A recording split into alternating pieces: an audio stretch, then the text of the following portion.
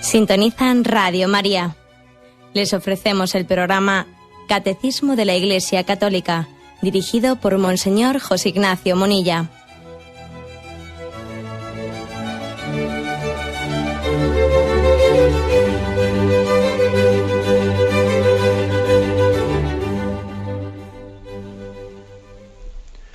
Un cordial saludo a todos los oyentes de Radio María. Un día más, con la gracia del Señor, proseguimos el comentario del Catecismo de nuestra Madre la Iglesia. Habíamos dedicado un programa al apartado sobre el respeto de la persona y la investigación científica. Nos habíamos quedado en el punto 2294. Todo ello en la explicación dentro del quinto mandamiento en la que nos encontramos. Bueno, pues este punto, 2294, dice lo siguiente. Es ilusorio reivindicar la neutralidad moral de la investigación científica y de sus aplicaciones. Por otra parte, los criterios de orientación no pueden ser deducidos ni de la simple eficacia técnica ni de la utilidad que pueda resultar de ella para unos con detrimento de otros, y menos aún de las ideologías dominantes. La ciencia y la técnica requieren por su significación intrínseca el respeto incondicionado de los criterios fundamentales de la moralidad. Deben estar al servicio de la persona humana, de sus derechos inalienables, de su bien verdadero e integral, conforme al designio y la voluntad de Dios. Bueno, este punto 2294, lo primero que hace es, como es lógico, dar por supuesto, empalmando con los puntos anteriores, pues la afirmación que ha hecho la doctrina católica, de que la ciencia y la técnica tienen que estar ordenadas al hombre, al servicio del hombre, ¿no? a su progreso, y que tienen, por lo tanto, que tener en la persona humana y en los valores morales de la persona humana, tienen que tener pues, el sentido de su finalidad y la conciencia de sus límites, decía ahí el Catecismo.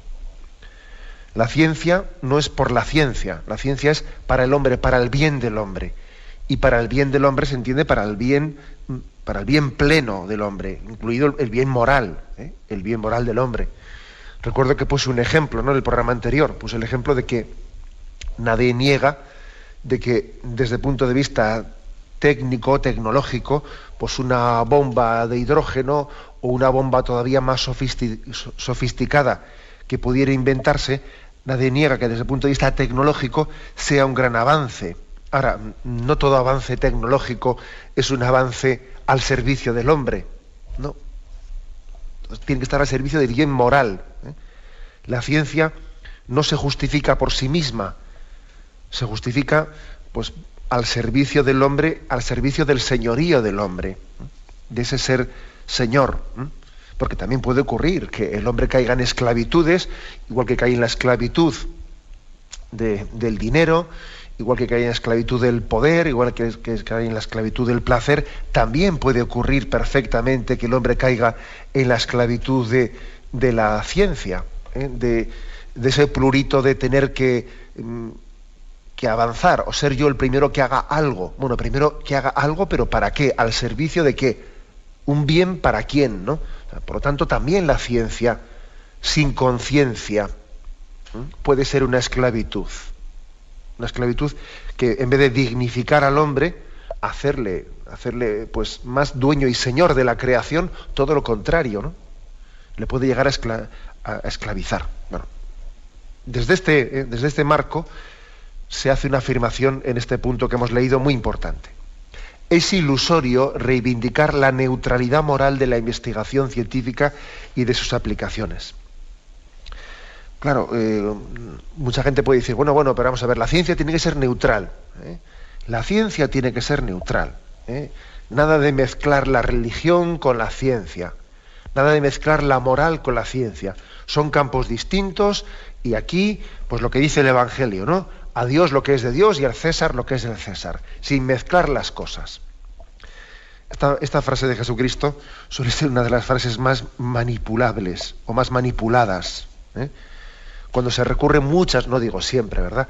Pero cuando se recurre a esta frase, a Dios lo que es de Dios y al César lo que es del César, para decir, no metamos a Dios en todo, que no tengo yo por qué someter las cosas que hago al dictado del Evangelio, o también que a discernirlas, ¿no?, desde el punto de vista moral.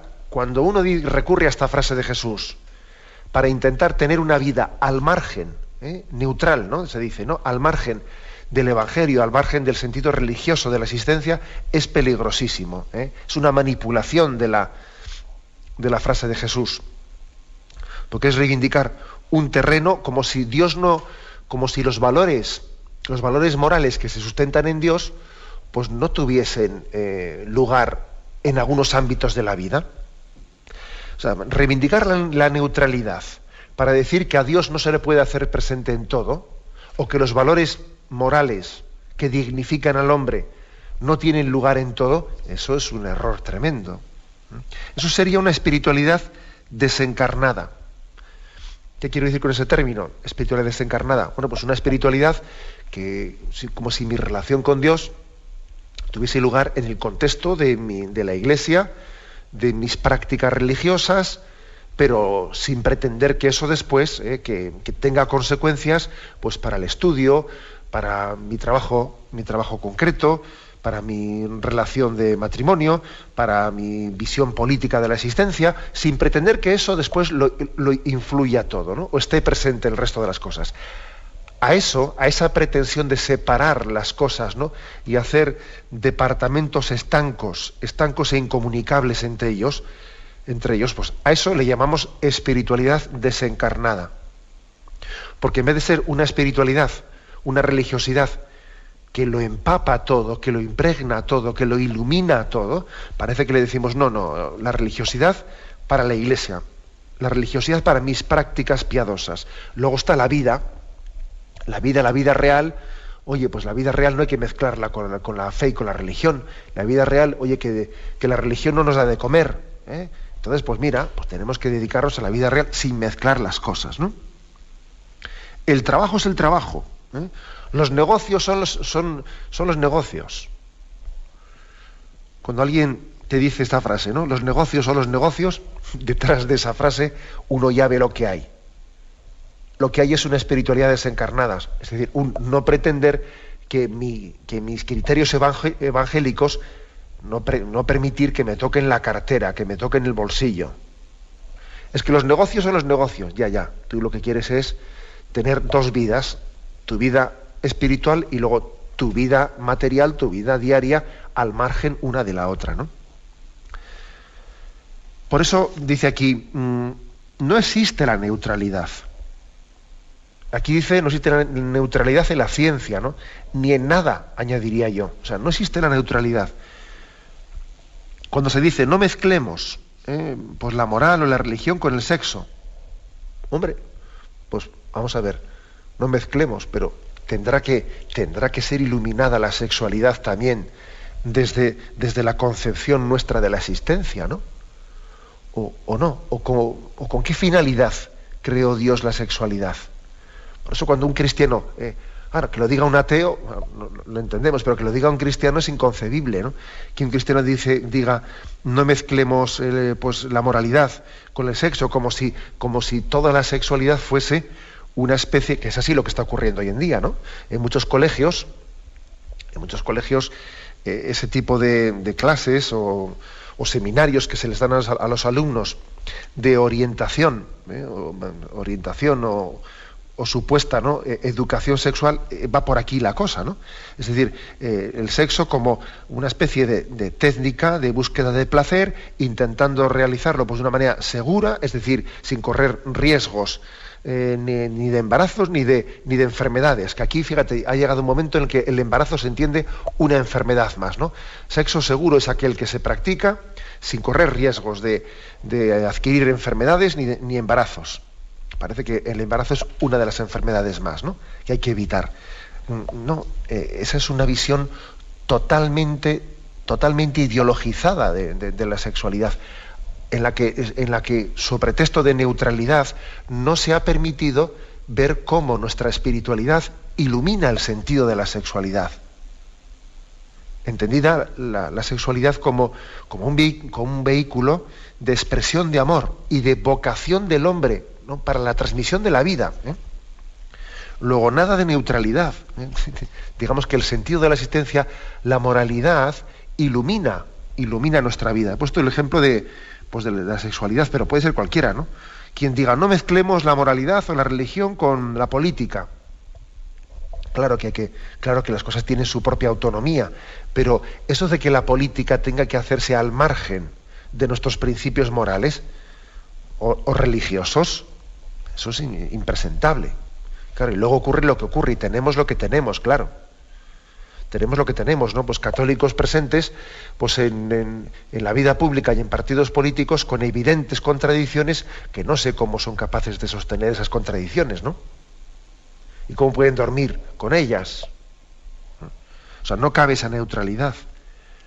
O, por ejemplo, cuando se dice, no mezclemos la moral o no mezclemos la religión con la ciencia, que es lo que aquí estamos un poco planteando, pues es otro gran engaño. Otro gran engaño. Es decir, en resumen, no existe un territorio neutro donde no esté teniendo lugar también la realización del reino de Dios. El reino de Dios tiene que realizarse pues, en los estudios, en la familia, en la vivencia de la sexualidad, de la política, de la ciencia también, de la ciencia. No podemos sustraer al reino de Dios ningún aspecto de nuestra vida. Por lo tanto, permitidme que haga esta llamada de atención.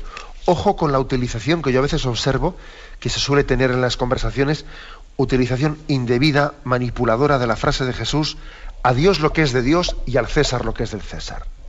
Que esa frase, con mucha frecuencia, se utiliza para justificar una espiritualidad desencarnada en la que nuestros principios cristianos no iluminan la vida, o sea, son como un capítulo aparte, ¿no? Entonces se viven pues situaciones pues esquizofrénicas, ¿no? En el sentido pues, no lógicamente literal, sino metafórico del término, ¿no?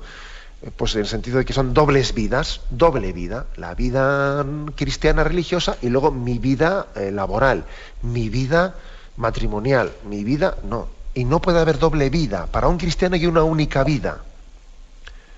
Esto me lo habéis escuchado también en este programa. Cuando hablamos de vida espiritual, es un término que puede tener sus riesgos, ¿no? Es que no hay vida espiritual y vida material. Vida no hay más que una, vivida en el Espíritu de Cristo. No hay dos vidas, la espiritual y la material. La única vida que los cristianos estamos llamados a vivir en el Espíritu de Cristo, que lo informa todo, ¿no? Como veis, pues algo muy importante. Y damos un paso más, porque dice este punto 2294, ¿no?, en la segunda frase. Por otra parte, los criterios de orientación no pueden ser deducidos ni de la simple eficacia técnica, ni de la utilidad que puede resultar de ella para unos con detrimento de otros, y menos aún de las ideologías dominantes. ¿Qué quiere decir con esto? Que, por otra parte, la neutralidad, además de no ser correcto reivindicar que hay que ser neutrales y no meter a Dios o a la moral en todos los aspectos de la vida, aparte de no ser correcta, es imposible. Es lo que viene a decir aquí. Es imposible. Es decir, que si no hay unos principios morales rectos que iluminen la investigación científica, de hecho, se están imponiendo por defecto otros principios que son, desde luego, no son moralmente rectos. O sea, siempre existen unos principios morales o inmorales que están rigiendo la vivencia de todos los aspectos de la vida, pero ahora en concreto hablamos de la ciencia. Si no hay criterios morales rectos, por ejemplo, ¿qué es lo que se impone? El utilitarismo, es decir, las cosas hacerlas sencillamente con ese criterio. Lo que me es útil es bueno, aunque tenga que aplastar a alguien. Principio de utilidad egoísta, en el que yo las cosas las pienso yo, me, conmigo, para mí, y caiga quien caiga. O sea, eso también es un principio. O, por ejemplo, otro principio muy, muy en boga, el hedonismo, o sea, todo aquello que me dé placer, ¿no? O otro principio que también está rigiendo determinadas formas de entender los avances tecnológicos y científicos, ¿no? Pues el relativismo, en base a invocar la tolerancia, pues se hace la dictadura del relativismo, ¿no? Uno puede estar poniendo los avances tecnológicos, pues sencillamente al servicio del más absoluto relativismo. Y así ocurren cosas que son totalmente contradictorias, ¿no? Pues, por ejemplo, el hecho de que en algunos lugares la misma ciencia se esté poniendo al servicio, pues, de destruir vidas o de fabricarlas artificialmente, ¿no? Y existen complejos hospitalarios. Me decía a mí un conocido médico, me decía, yo he conocido él me hablaba del extranjero, ¿no? Pero no será tampoco muy distante a lo nuestro. Me decía, yo he conocido un complejo hospitalario en el que en el piso 6º se destruyen vidas humanas y en el piso 7º se fabrican artificialmente, ¿no? Pues dentro de esta especie de concepción de relativismo o de una especie de dictadura del relativismo o de una tolerancia por la tolerancia, ¿no? O la ideología de género, muchas veces está también dirigiendo la ideología de género, justificando, ¿no? Y dando razón de ser a muchas experimentaciones científicas. Es decir, que no es verdad que exista la neutralidad. Por lo tanto, no hay que acomplejarse de presentar y proponer unos valores cristianos a la hora de entender que tienen que iluminar también, ¿no? Que tienen que iluminar la finalidad con la cual se avanza la ciencia, al servicio del bien moral del hombre. Porque es que en la medida en que nosotros no proponemos, ¿no?, que sean esos valores de ley natural los que iluminen el para qué, el por dónde de la ciencia, de hecho se están imponiendo unos antivalores, como estos que yo he hablado ahora mismo, ¿no? Piense, dice aquí el catecismo, por eficacias técnicas o por utilidades de que unos utilizan a los otros o por ideologías dominantes, de hecho pues se está conduciendo la ciencia a veces hacia abismos en los que el hombre puede ser víctima de ellos. Bien, tenemos un momento de reflexión y continuamos enseguida. Escuchan el programa Catecismo de la Iglesia Católica con Monseñor José Ignacio Munilla. Y concluimos este punto 2294 en el que habíamos quedado, pues diciendo como conclusión, ¿no? Dice, la ciencia y la técnica requieren por su significación intrínseca el respeto incondicionado de los criterios fundamentales de la moralidad. Deben estar al servicio de la persona humana, de sus derechos inalienables, de su bien verdadero e integral, conforme al designio y la voluntad de Dios. Bueno, pues como siempre, yo suelo decir que las cosas con un ejemplo práctico se entienden mucho mejor, porque estas frases, pues dichas así, sería difícil no estar de acuerdo con ellas, ¿no? Pero es bueno que pongamos algún ejemplo concreto. Y de hecho aquí el Catecismo nos remite a un tema que ya tendremos ocasión de afrontarlo, ¿no? En el punto 2375 al que nos refiere, pone un caso concreto. Dice, las investigaciones que intentan reducir la esterilidad humana deben alentarse a condición de que se pongan al servicio de la persona humana, de sus derechos inalienables, de su bien verdadero integral. Es decir, que también puede ocurrir que haya investigaciones o avances científicos en el tema que pretenden aliviar o dar respuesta a la esterilidad humana que no sean respetuosos con el bien moral del hombre. Claro, no es lo mismo pues que la ciencia diga vamos a sanar la esterilidad, que diga eso, O sea, sanar la esterilidad, que diga, bueno, como no soy capaz de sanar la esterilidad, o como no quiero dedicar los presupuestos que debiera de dedicar a la investigación de las causas de la esterilidad, pues mira, en vez de eso me cojo un atajo y voy a fabricar artificialmente la vida. Y entonces, bueno, pues es algo que es contrario a la dignidad del hombre. En primer lugar, porque no está puesto al servicio del hombre, ¿no? Porque el hombre no tiene derecho a tener descendencia a cualquier precio. Yo tengo derecho a tener hijos. Y como tengo un problema de esterilidad, bueno, pues yo, como tengo derecho, pues yo a cualquier precio, pues aunque tengan que fabricar la vida y aunque para fabricarla, pues haya que violar muchos principios morales, como ocurre en la fecundación in vitro, que hay que violar muchos principios morales para poder obtener, que encima muchas veces, la mayoría de las veces no se obtiene, para poder obtener el fin perseguido, ¿no? Bueno, pues no es correcto. Es decir, porque en este caso práctico que estamos poniendo, la ciencia y la técnica, ahí se ponen al servicio de un deseo del hombre, pero no de un bien del hombre, no de un derecho inalienable del hombre. El hombre no tiene un derecho a tener hijos a cualquier precio. Que no tiene ese derecho.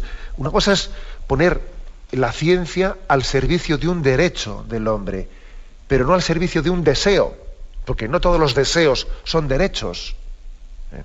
Esto, ya sé que lo que digo es fuerte decirlo en este contexto en el que parece que hemos endiosado la voluntad y el deseo y hemos hecho de ellos pues casi un referente último, pero no es así.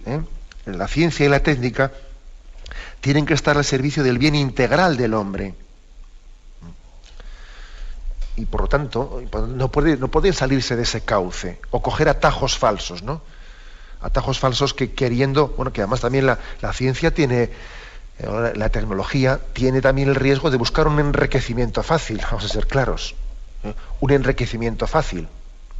Cuando se ponen al servicio de deseos, yo tengo un deseo, pues mira, yo tengo un remedio tecnológico para que tu deseo pueda ser satisfecho. Negocio seguro. Ya está la cosa hecha, claro. Entonces esa tecnología, aunque viole principios morales, se pone al servicio de un deseo y ya está, ¿no? Ya tenemos el negocio montado. Vamos a dar un paso más. Pasamos al punto 2295. Las investigaciones o experimentos en el ser humano no pueden legitimar actos que en sí mismos son contrarios a la dignidad de las personas y a la ley moral. El eventual consentimiento de los sujetos no justifica tales actos. La experimentación en el ser humano no es moralmente legítima si hace correr riesgos desproporcionados o evitables a la vida o a la integridad física o psíquica del sujeto.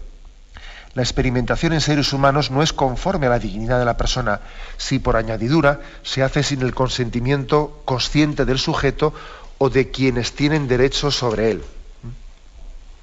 Bueno, aquí habla sobre la experimentación con seres humanos. Es un hecho que también las ciencias necesitan una fase, momentos que tienen que ser experimentales, ¿no? Pues una medicación tiene que tener también fases experimentales. Y bueno, y también existe la tentación de querer correr, existen lógicamente muchos protocolos de experimentación que en esto pues frenan y, como es lógico, tienen que poner coto a esa tentación de querer saltarse límites prudenciales con tal de que un medicamento, un no sé qué, pues pueda ser el primero, ¿no? que llegue a la meta, ¿no? La tentación de ser el primero, la tentación de ser yo el primero que puede hacer cometer muchos errores. El prurito de la vanidad, de ser yo el primero. Entonces puede hacer que uno corra riesgos de experimentaciones que no debiera de haberlos corrido. Ojo, también puede haber un segundo motivo, no tan egoísta como este que he dicho.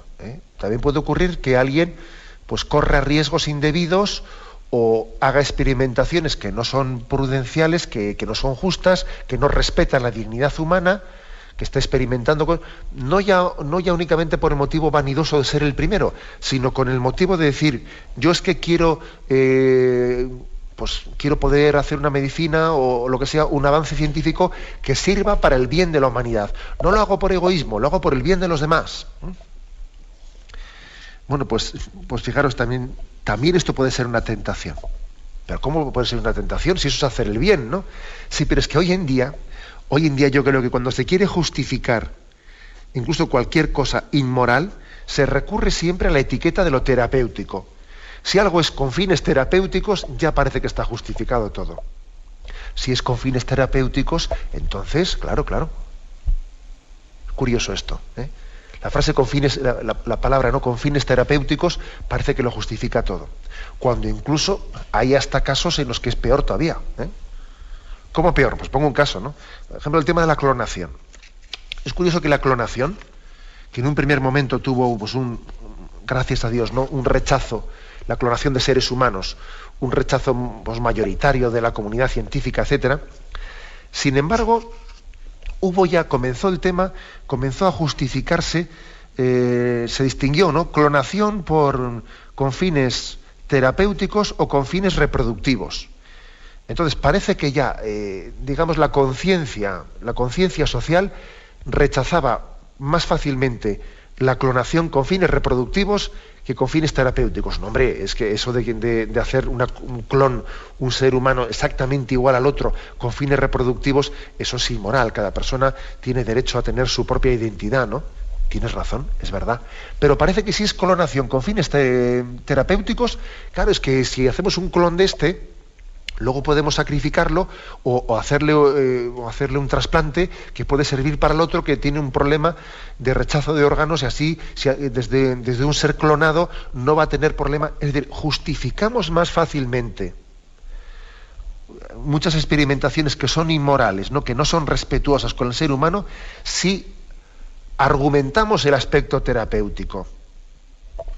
Y sin embargo, con todos mis respetos, a mí bastante más inmoral me parece hacer un clon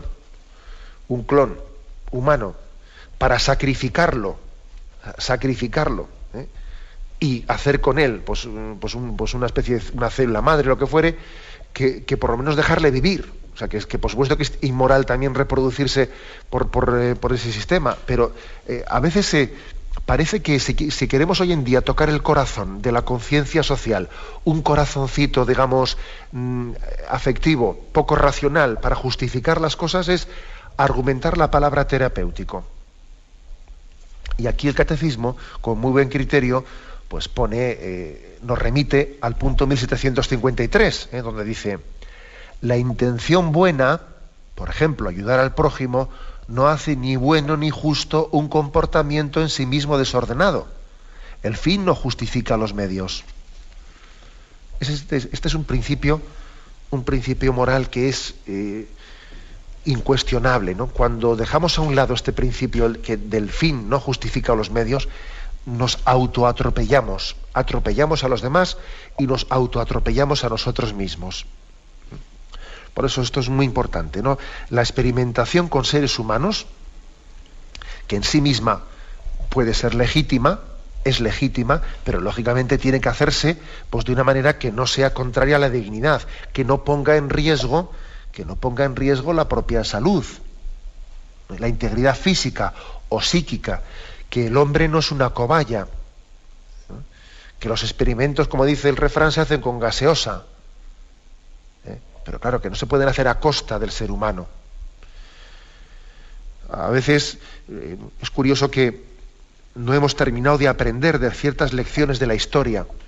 El famoso Mengele, ¿os acordáis? Pues Joseph Mengele, ¿no?, aquel nazi que en los campos de concentración hizo pues muchas experimentaciones. Además, según dicen los científicos, que las experimentaciones que hacía eran absurdas. O sea, y es que era experimentar con los judíos por experimentar. Especialmente lo que más le atraía a él era el tema de los gemelos. Todos los gemelos que llegaban allí a Auschwitz, él los apartaba e intentaba experimentar con ellos, experimentos absurdos, ¿no? Pero experimentos que terminaban acabando con la vida de aquellas personas, ¿no? Llegó a hasta experimentar la resistencia de los cuerpos al frío, la resistencia a los ácidos, la resistencia a los gases. En el fondo, pues era una manera de utilizarlos pues de una manera cruel e inhumana. Esto lo vemos como algo bueno. Bueno, esto hoy en día pues todos ya hemos denostado de esas páginas de la historia, ¿no? Pero es que hoy en día con guante blanco ocurren cosas que no están tan lejos. No están tan lejos. Por ejemplo, estamos hablando de que en este momento existen decenas de miles de embriones de seres humanos congelados, que como no se sabe qué hacer con ellos, porque están allí crioconservados a no sé cuántos grados bajo cero, entonces se utiliza este argumento. Fijaros, hombre, ya que están así y no tenemos pues una finalidad para esos embriones, por lo menos démosles una utilidad terapéutica. Y ya está la palabrita mágica. Aquí uno dice la palabra terapéutica y ya tiene bandera de corso. Ya tiene bandera de corso para lo que sea. Claro, no vamos a desaprovechar esos embriones que están congelados. Y entonces, por lo menos vamos a experimentar con ellos. Y de hecho está ocurriendo eso hoy en día. Claro que digo yo, podríamos también aplicar el mismo principio y decir, ya que estos están en el corredor de la muerte ahí en Estados Unidos, porque están esperando a ver cuándo se aplica la sentencia de muerte, por lo menos podríamos también aprovechar, ¿no?, que van a ser fusilados o van a ser metidos a la cámara de gas o a la silla eléctrica, y ya por lo menos sacamos un poco provecho de su situación y también experimentamos con ellos, ¿no? Por la misma regla de 3. Es impresionante, ¿no?, cómo a veces con nuestra mentalidad utilitarista lo justificamos todo, ¿no? Y luego hablamos de Auschwitz y de Mengele, pero nosotros tenemos la capacidad de poner en marcha los mismos principios crueles, sin que eso suponga, sin que nos cuestione, si son los mismos principios que aquellos que estábamos condenando, pero pasa que los hacemos con un guante blanco que no cuestionan la conciencia moral de la sociedad. Un detalle más, que aunque aquí el catecismo no lo mente, yo creo que sí que puede ser correcto hacerlo. Lógicamente, pues los animales sí pueden ser objeto de un uso para la experimentación, para la aplicación de muchos medicamentos o de muchas, cuando hay una proporcionalidad del riesgo que se corre y el bien que se va a obtener de ello. Hombre, no sería correcto que se utilizase los animales o que se les hiciese sufrir pues de una manera desproporcionada, sin tener muy claro pues si una experimentación tiene un porqué y un para qué. Pero sí existe, ¿no?, lógicamente una justificación moral de que los animales puedan ser utilizados pues de una manera en la que los hombres no podrían serlo. Entonces aquí también permitid una llamada de atención, que a veces también existe un ecologismo desequilibrado. Los cristianos somos amantes de la ecología, somos amantes también con esa sensibilidad que tenía San Francisco hacia la naturaleza, ¿no? Somos amantes de la propia naturaleza, pero ojo, sabiendo muy claramente que el Señor nos ha dado un señorío para someter y dominar los animales de una manera que no puede aplicarse a mis hermanos, ¿no?, humanos, y sin embargo sí se aplica a los animales. Digo esto porque a veces se ven por ahí ciertas iniciativas pues de algunos grupos ecologistas pues, que están denunciando pues, las experimentaciones con animales, o están denunciando el transporte de animales cruel. Bueno, que yo no digo que pueda haber experimentaciones con animales que no sean verdaderamente terapéuticas, que no tengan una razón de ser de un bien terapéutico para el bien del hombre, puede haber también, ¿no? Pero cuando esas experimentaciones tienen una finalidad terapéutica clara, no cabe arguir, ¿no?, el principio moral del ecologismo para repudiarlas o condenarlas. Que es llamativo ver que estamos en un mundo en el que tenemos una hipersensibilidad hacia el ecologismo, ¿no?, al mismo tiempo que resulta que no tenemos ningún problema moral en cómo es tratado el hombre. Vamos a ver, tiene mucho más peligro hoy en día un embrión humano que un huevo de águila. muchos embriones humanos dirían, me gustaría ser un huevo de águila, porque si fuese un huevo de águila todo el mundo me respetaría y tendría leyes que defenderían, ¿no? Ahora, soy un embrión humano y entonces, sirvo para cualquier cosa, ¿no? Sirvo para hacer experimentos, sirvo para que me congelen, para que me tiren, para que no sé qué. Entonces, vamos a ver qué sociedad estamos construyendo, en la que a veces se puede estar respetando más al ser humano, mejor dicho, al animal irracional que al ser humano. Y con esto, como os podéis imaginar, no estoy yo diciendo que no haya que respetar también los huevos de águila, ¿me entendéis? Pero las cosas tienen un equilibrio, ¿no? Bien, tenemos un momento de reflexión y continuamos enseguida. Continuamos con este punto 2295, lo estábamos concluyendo ya. Únicamente me ha quedado por comentar lo que se afirma en este punto sobre la petición de consentimiento en el ser humano cuando se va a hacer una experimentación con él. Evidentemente esa petición de consentimiento es necesaria para que una experimentación sea moral, sea legítima. Es necesaria hacerlo con el consentimiento de su voluntad, pero también matiza aquí que el hecho de que se haya dado el consentimiento libre no justifica pues que la experimentación sea irrespetuosa o que ponga en peligro la vida o sea desproporcionada, etcétera. O sea, no vale alegar el consentimiento. Bueno, pero es que él ha dado el visto bueno, él ha dado el consentimiento. No, es que también uno tiene obligación de respetarse a sí mismo. Es que estamos en un mundo lo suficientemente, yo diría, desequilibrado para encontrarte con personas que, pues que estén dispuestas a ganarse la vida ofreciéndose de cobaya humana. Es que hoy en día hay de todo. Y te encuentras con personas que te dicen, pues mira, pues yo, total, pues corro riesgos, que experimenten conmigo. Y los hay. Y esto forma parte también. Y entonces eso es moralmente aceptable, ¿no? Si él ha dicho que sí, no es moralmente aceptable.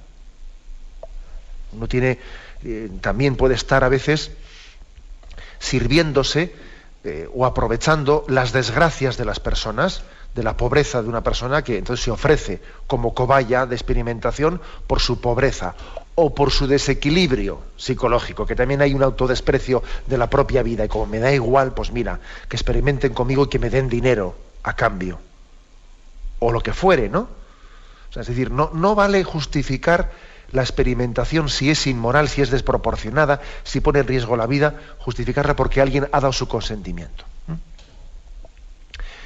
Y concluyo el apartado sobre la investigación científica, lo concluyo con el punto 2296, que dice: el trasplante de órganos no es moralmente aceptable si el donante o sus representantes no han dado su consentimiento consciente. El trasplante de órganos es conforme a la ley moral y puede ser meritorio si los peligros y riesgos físicos o psíquicos sobrevenidos al donante son proporcionados al bien que se busca en el destinatario. Es moralmente inadmisible provocar directamente para el ser humano bien la mutilación que le deja inválido o bien su muerte, aunque sea para retardar el fallecimiento de otras personas. El tema de la donación de órganos se trata aquí de una manera breve y sencilla en este punto del catecismo. Bueno, pues también habla de la importancia del consentimiento del donante, o por lo menos de sus representantes legales. Tiene que haber ese consentimiento porque también el cuerpo humano forma parte de nuestra intimidad y no podemos ser desposeídos de ellos por ninguna legislación. Dicho de otra manera, que las administraciones, los gobiernos no son dueños de nuestros cuerpos. Entonces no sería moral que se diese una legislación en la que se obliga a todo el mundo a ser donante, no sé qué. No, mire usted, eso no se convierte usted en dueño de las personas. Incluso aunque lo haga con buena finalidad. No sería moral. El Estado, las administraciones pueden incentivar, pueden ayudar, pero no deben de anular la propia libertad de la toma de decisiones. Ahora, salvado esto, salvado la petición del consentimiento en la donación de órganos, pues no únicamente es lícito, sino aquí viene a decir que puede ser meritorio y puede ser un signo de caridad un signo de caridad en el que alguien se haga donante de órganos o donante de sangre. Es un signo de caridad. El pensar también en el bien de los demás. En primer lugar, hay que disipar posibles escrúpulos que algunos puedan tener, pues desde el punto de vista religioso, o falsas concepciones religiosas, ¿no? Claro, es que si hago pues un trasplante de órganos o de sangre y lo que sea, entonces en la resurrección, ¿qué va a pasar ahí? Vamos a resucitar mezclaos, ¿eh? Bueno, eso quitémoslo de la cabeza, que a veces la imaginación nos juega muy malas pasadas, ¿eh? Eso de pensar que nuestra fe en la resurrección es un obstáculo o algo contradictorio para la donación de órganos, eso es una visión, pues digamos, materialista, crasa de la resurrección, que es entender el acto de la resurrección, pues como si a Dios no sé, nos estuviésemos imaginando que la resurrección como alguien que está montando un puzzle, ¿eh? O sea, quitemos eso de la mente. Porque Dios, el que nos creó de la nada, también la resurrección es una recreación, ¿eh? Luego la omnipotencia de Dios no va a tener ningún obstáculo de una donación de órganos, ¿no? Luego, ese tipo de escrúpulos fuera de nosotros. Por el contrario, ¿no? El que seamos generosos, ¿no? En la donación de órganos o en la donación de la sangre, ¿no? Me parece que es pensar que también nosotros tenemos la capacidad de ayudarnos mutuamente. Dios nos ha puesto a unos junto a nosotros, ¿no? Y Dios también ha dado una capacidad al hombre de ser dueño y señor de la propia naturaleza y del propio cuerpo del cuerpo humano, ¿no? Y tenemos también que ejercer ese señorío como bien del prójimo. Luego, no hay ningún obstáculo moral, sino todo lo contrario, ¿no? Un aconsejarlo, un incentivarlo, siempre y cuando, pues también dice aquí, pues no se correrán riesgos, peligros psíquicos desproporcionados, ¿eh? Tiene que haber, como en todo, una proporcionalidad. Pues, por ejemplo, pues a veces uno dice, alguien tiene un problema de riñón, a ver, le voy a dar yo un riñón y me quedo yo solo con uno y le doy un riñón a otro. Hombre, pues eso habrá que medirlo, ¿eh? Habrá que medirlo, porque puede correr un riesgo grande de rechazo ese riñón que tú le has dado a otro, y entonces tú te quedas con un solo riñón, corres un riesgo también. Luego hay que ver la proporcionalidad. He puesto el caso de la donación de un riñón, estando uno vivo, ¿no? Estando uno vivo, tenemos 2 riñones, puedo vivir con uno, voy a donar un riñón. Hombre, tiene que haber una situación de gran emergencia, ¿no?, que justificase esa donación. Así, sin más, parece que es más prudente que esa persona que necesita el riñón se quede a la espera de que alguien que haya fallecido le done el riñón sin ponerle en peligro su vida. Bien, o sea que, sin embargo, podría darse el caso de que haya una urgencia muy grande en la que no cabe esperar más a la donación de un riñón, solamente puede sobrevivir en el caso de que alguien se lo done, y se lo dona a alguien vivo y se queda y corre un riesgo y se queda. Tiene que haber una proporcionalidad también, para que sea moral la donación de los órganos, ¿no? Esto también lo dice un poco el sentido común, pero bueno, también lo afirma aquí explícitamente el catecismo. Creo que también en la donación de sangre, pues también le buscamos hasta un sentido yo diría espiritual, ¿no? Los cristianos, cuando realizamos la donación de la sangre, le buscamos un sentido espiritual porque nos damos cuenta de que Cristo, el que entregó su vida, el que entregó su sangre redentora por nosotros, es una especie de modelo. Nuestra sangre no es redentora, por supuesto, como la de Jesucristo, ¿no? Nuestra sangre no da la vida eterna como da la de Jesucristo, no. Pero nuestra sangre sí puede dar, a un nivel mucho más humilde, pues puede dar una vida física que también es necesaria para podernos abrir al don de Dios, al don de la redención. Luego yo animo mucho a todos los oyentes, ¿no?, a que también nos concienciemos, pues, de esta necesidad de hacernos donantes de órganos y donantes de sangre de una manera específica. Tenéis este tema en el punto 2296. Lo dejo aquí y ahora damos paso a la intervención de los oyentes. Podéis llamar para formular vuestras preguntas al teléfono 917 107 700. 917 107 700.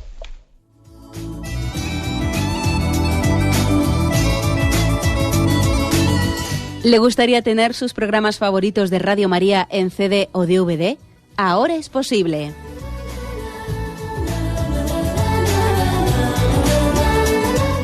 Le sugerimos que primero se informe en qué formato de audio lo puede escuchar en su equipo, DVD o CD, teniendo en cuenta que no todos los lectores de CD pueden reproducir el formato digital MP3 en el que enviamos nuestros programas.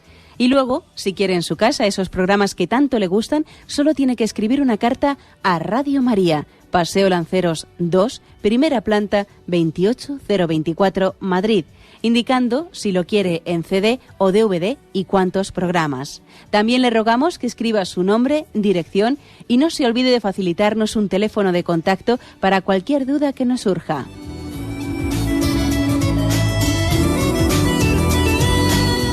Radio María, más cerca de usted.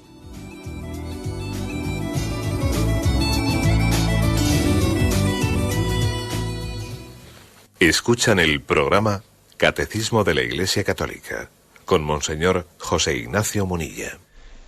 Sí, buenos días. ¿Con quién hablamos? Con Carmen de Alcalá. Adelante, Carmen. Le escuchamos. Monseñor. Pues mire, era una pequeña aportación que para mí me sirvió hasta para mi carrera de pedagogía. Era don Francisco Herrero, que no sé si usted lo habrá oído nombrar, fue abad de Alcalá de Henares durante 20 y tantos años, fue mi director 30 y algo. Entonces, hablando de cómo el cristiano debe tener una unidad y desde esa unidad ir a todos los campos, él hablaba de que no éramos planos paralelos en nuestras vidas, no son planos paralelos. Uno es el paralelo, como si dijéramos el plano del cristiano, otra el plano del oficinista o del mecánico, otro el plano del político, otro el plano del padre, otro el plano del hijo, sino que es una convergencia. No somos planos paralelos, sino un plano convergente, o sea, planos convergentes en Cristo, y desde ahí brotan todos los demás planos, porque si no somos verdaderamente cristianos, pues la moralidad, el ser padre, etcétera, etcétera, no tiene esa convergencia en Cristo, y desde ahí tiene que brotar todo para la vida. Pues muchas gracias por su aportación, que como buena pedagoga que usted es, que se especializó en esa transmisión de los conceptos, nos ha iluminado. A mí también, según usted hablaba, yo me acordaba del texto paulino, que de una manera muy sencilla decía, ¿no? Ya comáis, ya bebáis, ya trabajéis, ya hacedlo todo para gloria de Dios. Es decir, no pueden existir, digamos, terrenos que estén de alguna manera ajenos a esa finalidad de dar gloria a Dios. En todo damos gloria a Dios, también en la ciencia, también en los estudios, también en la familia, también en el noviazgo, ¿eh? Pues por lo tanto, como usted bien dice, no terrenos paralelos, sino convergentes hacia la gloria de Dios. Adelante, damos paso a un siguiente oyente. Buenos días. Buenos días. Buenos días. Sí, le escuchamos, adelante. Mire, yo me llamo Virtudes, soy cooperadora también. Adelante. Mire, es que nosotros leemos todos los días el Evangelio en casa, pero nos hemos dado cuenta que este año los Evangelios ponen 3 días seguidos el mismo, el otro día antes de Navidad el mismo, hoy lo mismo, y hoy han cortado un cacho y lo ponen mañana. No hay Evangelios como había antes para todo, para todos los días.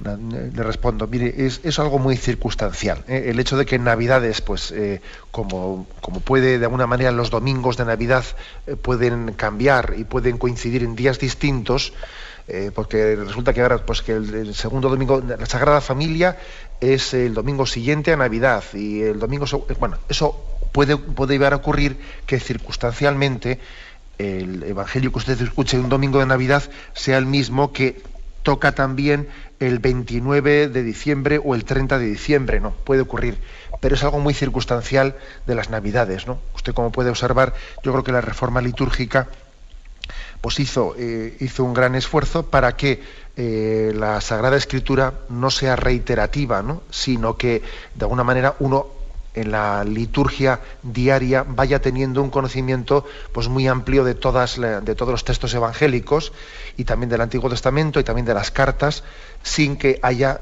pues muchas reiteraciones, ¿eh? Con lo cual yo le diría que el tema de Navidad hace más posible que toque a una repetición, por esto que le digo, porque de hecho los domingos de Navidad pueden ser, son elegidos pues al mismo tiempo que también luego los evangelios de Navidad tienen su propia dinámica según el día 29, 30, 31, pero bueno, no le dé usted más importancia a eso. Adelante, vamos a pasar a un siguiente oyente. Buenos días. Buenos días, sí, le escuchamos. Mire, me llamo Josefina de Alicante y lo oigo todas las mañanas, monseñor, y me aprendo mucho con usted. Mi pregunta era la siguiente, que Jesús murió entero por nosotros, ¿no? Por salvar a todos, y en muerte de cruz. Que me aclarara, a ver, porque por eso una madre que estaría también dispuesta a dar la vida por su hijo, Jesús la dio por nosotros. Y ahí tengo una pequeña duda, ¿usted me puede aclarar? No le entiendo muy bien la pregunta, ¿se puede un poco más? Pues mire, que Jesús dio la vida por nosotros, no por salvarnos. Asimismo, yo digo, también una madre, y eso que no es comparable el amor que nos tuvo Jesús con el que tenemos los humanos, que Jesús dio la vida por salvar a nosotros, por salvarnos. Y también una madre daría la vida, si pudiera, por salvar a un hijo. Sí. Esa es mi pregunta. Ya le entiendo, ¿no? Y de hecho yo creo que lo hace. Ahora, quizás usted se refiere un poco al hecho de que, bueno, y si la madre tuviese que dar la vida en el sentido de suicidarse. No, es que Jesucristo no se suicidó, es que a Jesucristo le mataron. Jesucristo entregó su vida voluntariamente, pero no se suicidó, no. A él le quitaron injustamente la vida. Luego no podemos referirnos al caso de Jesucristo como pensando que la entrega voluntaria que Cristo tuvo, pues estaba como justificando el que el Señor hubiese cometido una imprudencia de no respetar su propia vida. No, Jesús respetó su propia vida. Fueron otros los que se la quitaron. Y así también una madre no se suicida por su hijo, pero sí que entrega su vida por su hijo, incluso la pone en riesgo, y desgasta su salud por su hijo, la desgasta, etcétera, como también el Señor lo hizo por nosotros, ¿no? Y como dice San Pablo, muy a gusto, me daré y me desgastaré por vosotros. Aunque sea brevemente, damos paso a una siguiente llamada. Buenos días. Buenos días. Buenos días, sí, le escuchamos. Mire, yo quería preguntarle, padre, si es moralmente aceptable, porque yo sé que hay personas que donan enteramente su cuerpo después de morir para la ciencia, para que estudien con él. Y yo sé que ese cuerpo los tienen ahí en una piscina, abriéndolo, cerrándolo y sacándole órganos y metiéndolo, ¿me entiende? Sí. Si eso es moralmente aceptable, el no dar sepultura cristiana a esos cuerpos, ¿no? Y donarlos así con esa mentalidad, por supuesto, solidaria, ¿no? Y eso. Pero bien. Si eso es... Bien, gracias por su pregunta. Porque claro, esos perfiles son muy delicados. De acuerdo, pues mire, sí, yo diría que en ese caso, que yo he conocido también algunos casos, sí que es moral el donar el cuerpo a la ciencia para una experimentación, porque en ese caso no es que se esté negando la debida sepultura, sino que se está retrasando.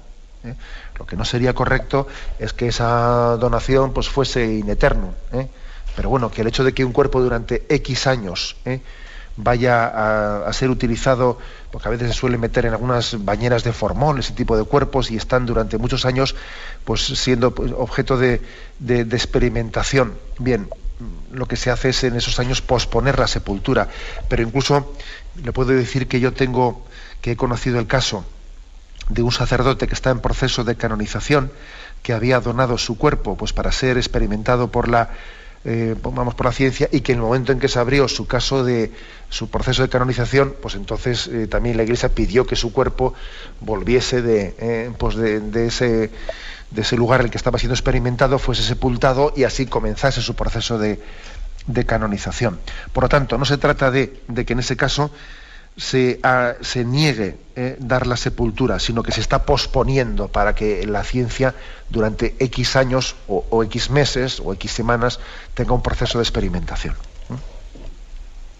Me despido con la bendición de Dios Todopoderoso, Padre, Hijo y Espíritu Santo. Alabado sea Jesucristo.